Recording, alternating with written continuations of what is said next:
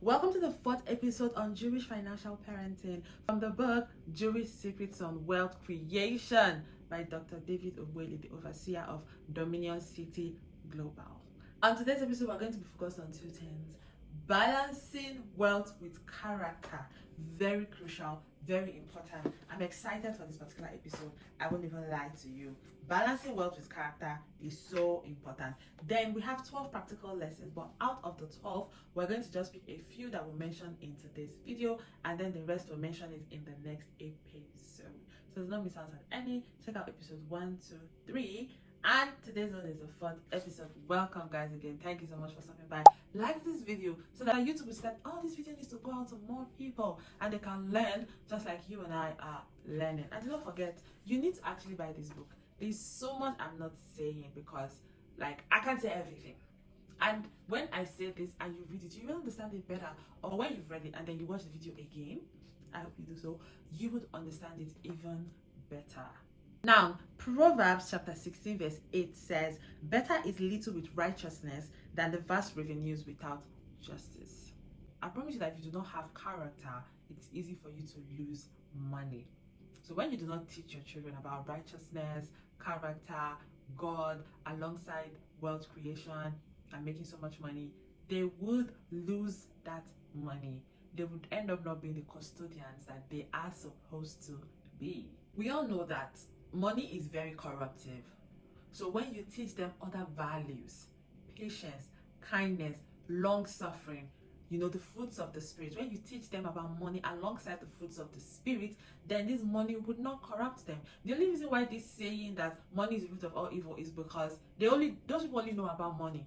They are not of good character. So the only thing they know is money, money, money, money, money. Money moves the world. Money this. With money you can get everything. With money you can buy anyone. That's the only thing they know about. So that's why they use money recklessly.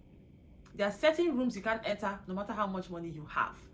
It's your character, it's your personality, it's how you speak, it's how you build relationship, how you communicate effectively. That is why as we are teaching our children about money and as we are learning about money, we must be building our character. It is very important because without it, the money will corrupt us and mess us up. At some point, we're not the one running after money instead of money running after us. I do not want to live a life where I'm always constantly running after money. No, never. That is not my portion or the portion of anyone watching this video today. So we're going to go into the practical lessons about money that we need to teach our children. 1, assets and liabilities. Ask yourself, how old were you when you found out the meaning or the difference between assets and liabilities? You need to start teaching your children from a young age the difference between assets and liabilities, and the one that of course is important for their future and wealth creation. You also need to teach them and to learn what can lead to liabilities. There are certain decisions we've made that is putting us in debt. You need to teach them from when they are small. Their brain can assimilate. Don't think they are too small. They are not too small. They are very intelligent, especially children of now. They are so intelligent. So you need to make sure you maximize the time you have with them before, boom, like this, they are done with the university and they're living on their own. And you've not even formed that connection. So when certain things start happening, they make decisions without you. They can't call you, "Oh, mommy, I want to buy a land. I want to buy a land in Enugu, which is better for me. Which is this? So what lands that the government have taken back?" Had they been asked questions, they would have known.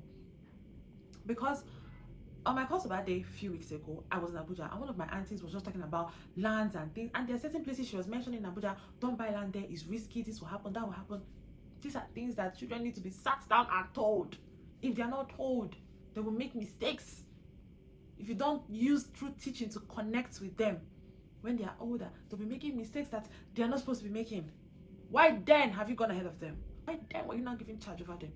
You think God gave you children, you just put them out there and send them to school? No, you have a job to do. That is why it's not even okay to have so many that you cannot give your time, your attention, your love, and your values. Good values. I've said this before in one of my videos. I saved a lot of money in secondary school. A lot of good money. Hundreds. Not joking. If I had been taught about assets and liabilities, I know how many properties I probably would have been able to get. But I wasn't taught. And so where's the money now? Nowhere important. Gone. Just like that. The Jewish parents emphasize on this idea about money. Do not use earned income to fund luxuries. Let me say it again. Do not use earned income to fund luxuries. Build assets that pay for them.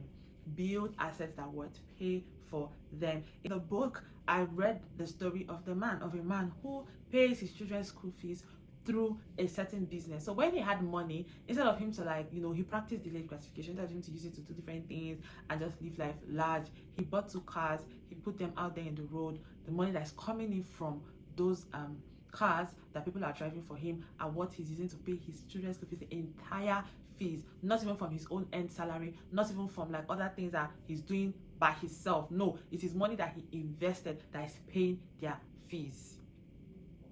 Very, very, very wonderful. And I've heard so many stories like this. These are the things that we need to know from when we are small. These are the things that we need to understand from when we are small. Uncles will come around, dash a child 50k, 20, and the entire money, nobody knows how it was spent. Sometimes our parents even collect the money and use it for themselves. What happened to giving your child a certain percentage or putting it in a certain account? All the money is always receiving from people. You say, if they give you money, bring it home. And they bring it home and they don't know where it is. You can take a little, buy ice cream, buy meat pie, buy cake. The rest, you put it in an account. That's how you start growing an account for them. That's how you start growing an account for them.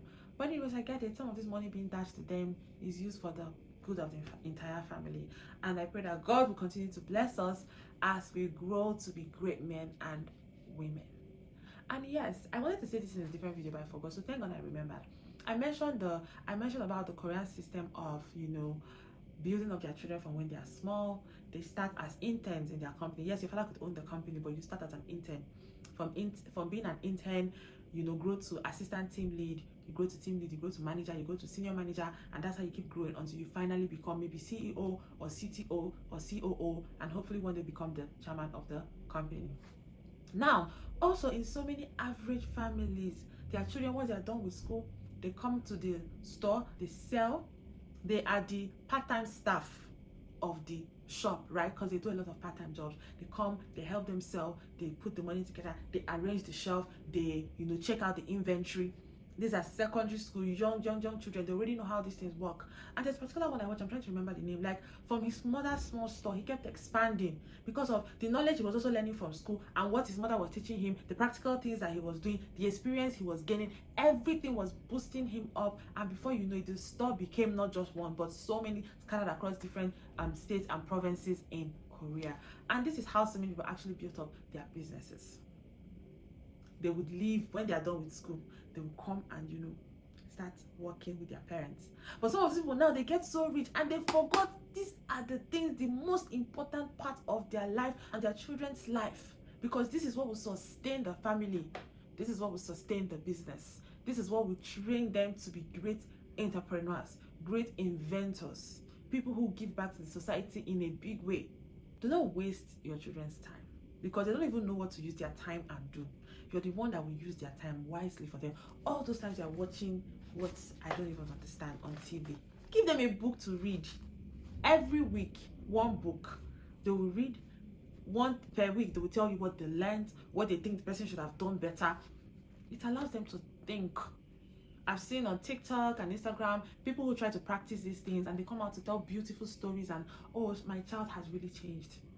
In fact, there's one I watched, them making videos. It was war when they were trying to take away TV and everything from them and stop them, reduce their screen time.